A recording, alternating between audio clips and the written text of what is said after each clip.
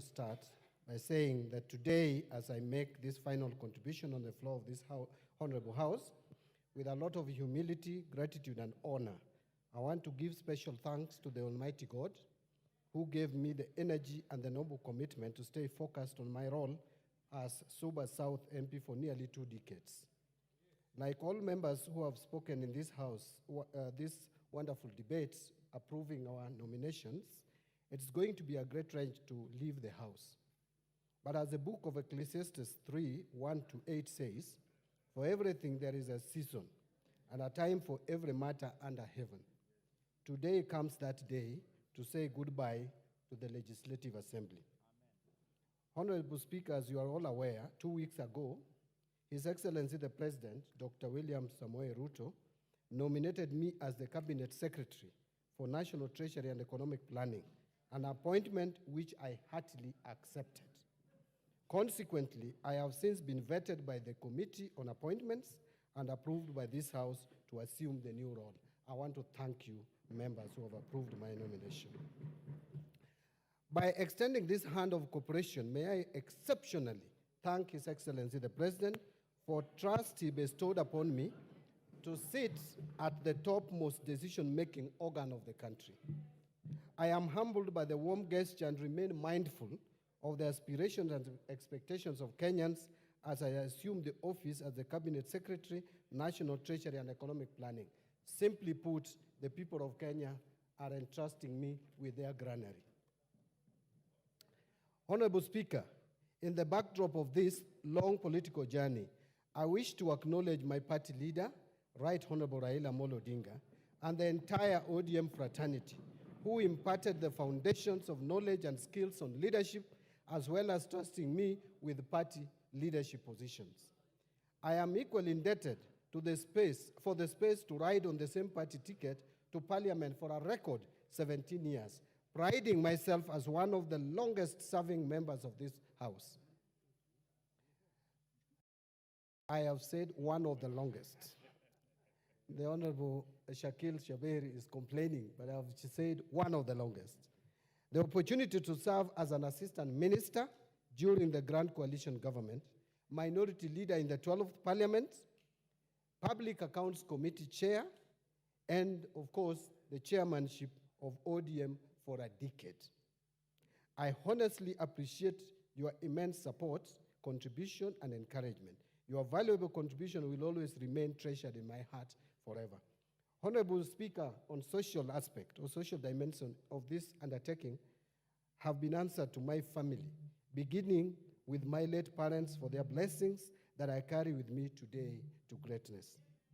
To my beloved wife, Mbadi, and my children, I am forever indebted to you for being my sounding board, always encouraging and pushing me to excel and be the best father and husband. Your full-time prayers, guidance, wisdom, and knowledge in the entire political journey gave me the zeal to proceed even during my lowest moments, and there were many. To my brothers, and that is where I'm going to end my family issues, may God bless you for your relentless efforts to support my academic journey and upbringing, always stepping in for our parents. Exceptional appreciation will go to 2 of my brothers, Stephen Ogola and Maurice Ogalo. If not for you, I would have dropped out of school. My brother, Stephen Ogola, I will never forget how you braved the harsh, cold weather of Kericho tea plantations, denying yourself the basics to get me school fees from your meager savings. I salute you. How I wish our late parents were alive to witness this historic moment. They have always wanted the best for us. May God keep their soul in eternal peace. And to the people of Suba South, I am deeply conscious of the fact that the thrust of dynamic debates and my parliamentary standing on the relevant issues was planted in me at a time of curious and unrelenting search for leadership position by you, my constituents, for 3 terms. I am grateful for the opportunity to serve you as your member of parliament for 15 years. Thank you for your support, organic love, and for ensuring that I won with increased majorities over the years. Honorable Speaker, as a community, we did exceedingly well, utilizing NGCDF to ensure that our children continue to access quality education by strategically renovating and expanding our educational infrastructure and bursaries to cope with the number of students enrolling in schools. We leverage the participation of our people in meaningful development to transform lives through bigger, broader, better managed, and well-resourced constituency projects. We enhance participatory approaches within the constituency and ensuring judicial use of public resources and many more. Thank you once again for the opportunity to be your member of parliament. And now to my fellow Kenyans. I am overwhelmed by the messages of goodwill you sent before, during, and after my vetting. My heart is elated with the heartwarming compliments and well wishes I have received so far. This demonstrates the level of confidence and hope Kenyans have in me. And dear colleagues, now I come to members of the National Assembly. Dear colleagues, I have never shied from playing my role as a member of this House. I have diligently performed my legislative functions to the best of my knowledge for the last 17 years. To this day, I will cite a few. I have represented my constituents and special interests in the National Assembly as required. I have participated in deliberation and resolutions of issues of concern to the people. I go on record as the only member of this House who, after meticulously analyzing the budget managed to discover a fictitious computer error of Kenya shillings 10 billion in the budget estimates for the financial year 2011 and 2012, which the ministry later acknowledged. I have participated in the enactment of the legislations in accordance with the Constitution, notably being part of the legislative task force that drafted the Public Finance Management Act 2012. As a member of the Constitutional Implementation Oversight Committee, I actively participated in the actualization of the Constitution of Kenya 2010, especially the enactment of legislations envisaged in the 5th schedule of the Constitution. Mr. Speaker, you'll remember you were with me in the 10th Parliament. Being in CIOC was very lucrative in the sense that people really respected you. Even ministers were fighting to be in that committee, and I got the privilege to be in that committee, and I served diligently.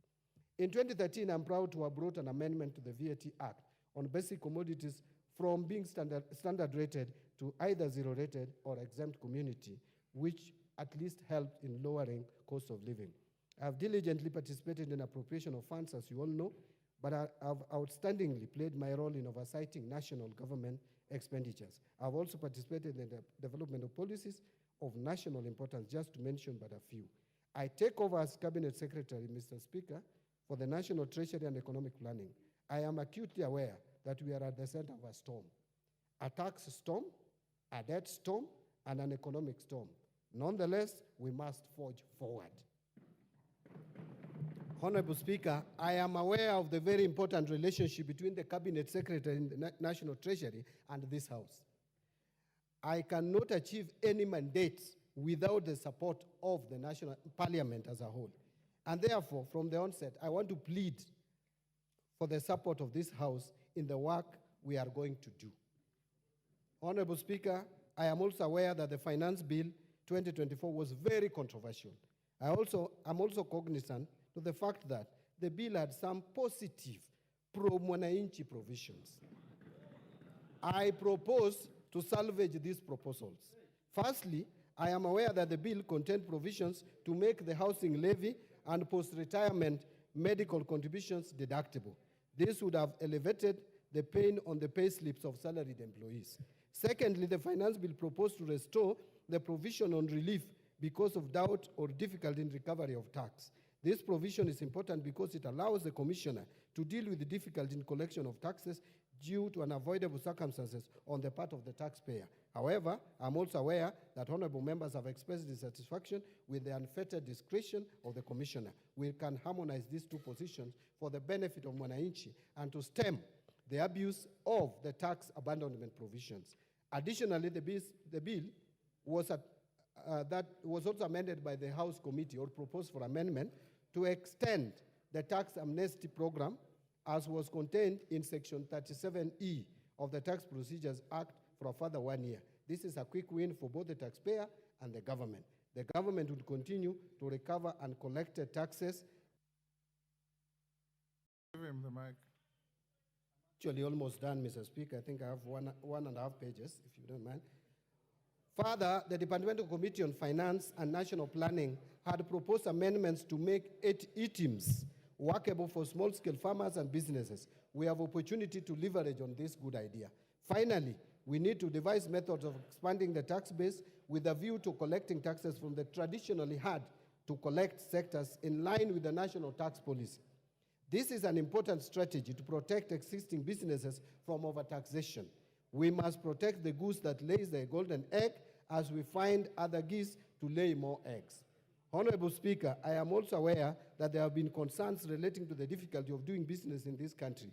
I intend to work with the Planning Department and other government departments and all the relevant stakeholders to review data and legislation with a view to enhancing the ease of doing business in Kenya. I am very passionate about the management of the Kenya Revenue Authority, Mr. Speaker. The first and most important aspect is that we must employ the principles of corporate governance in the management of KRA, just like any other corporate body. There should be a distinction between the role of the chairperson of the board as a whole, and the Commissioner General as the CEO and the management officers of KRA. Honorable Speaker, additionally, during the vetting, I spoke about recruitment of competent officers at the Kenya Revenue Authority. I favor the policy where graduate trainees were recruited and trained both in class and on job. We need to restore policies that worked at the Kenya Revenue Authority before. Mr. Speaker, and this is my last page, honorable members. Honorable Speaker, with regards to Article 223 of the Constitution, I've been very vocal. As you are aware, I did propose an amendment to the Public Finance Management Act with a view to establishing some checks and balances on the use of this article. The bill did not proceed. However, I intend to ensure the prudent use of Article 223 of the Constitution in the overall fiscal framework. I am convinced that if we manage our debt and the application of Article 223 of the Constitution, we will have better balanced budgets. We may not need to overtax because we will have reduced the expenditure side of the budget, and this article will not be misused during my tenure at the National Treasury. Honorable Speaker, I seek the support of this House as we seek to improve the economic environment for the better of all Kenyans. As I exit the place I have called home for the last 17 years, Mr. Speaker, I live with my head high that I left an indelible mark in the history of this House. The strongest feeling I have today in this last speech is gratitude. That is gratitude for the opportunities that I have had and for many people I have served with, but most importantly, for the many moments of connection and witness to the lives of others, which I believe is the deepest privilege of public life. Mr. Speaker, before I say my final word, I want to thank all of us. I interacted with almost every member of this House in one way or the other. And Mr. Speaker, I would tell you that I enjoyed working with members of Parliament from across the aisle. I am one person who has very strong opinions, and members know. But we do it with decorum and with respect, because Kenya belongs to all of us. I want to thank the leadership of the majority, the Honorable Kimani Ichung'wah, who is my friend and a professional colleague. At times, we didn't agree a lot, but outside the chambers, we were always friends, Mr. Speaker. He's one person who knows where I live and knows my children and wife, because we are friends. Honorable Owen Baya learned a lot from me, and you will continue to learn even in the executive. I wish when I'm leaving the executive, you also join the executive at one stage. And of course, the whip, this whip, I got him from the streets and mentored him to become who he is, Mr. Speaker. From the minority side, my successor as minority leader, Honorable Pio Wandai, you have done well in that office. And I want to thank you that even though it was very difficult to work with someone, you have succeeded, but we managed to strike a balance. And I want to thank all of you. Of course, Honorable Junet, we have come a long way. You know what we have gone through. I would not want to disclose in this House, but we have faced a lot of challenges. Mr. Speaker, to you, I want to be grateful to you again, once more. We have interacted a lot. We started in the opposition, working together. Of course, I found you in the government. Then we worked in the opposition. When we were facing a lot of frustration, Mr. Speaker, you remember one time I had to save you up there when some MPs wanted to kill you. And Mr. Speaker, I did my best to save you. But today, interestingly, we are finding ourselves somewhere again. So I just strangely, One of those who attacked me is in this house. Yes.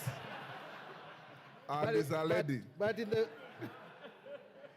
the spirit of forgiveness, Mr. Speaker, I want to just conclude by... And she's my very good friend, I must say.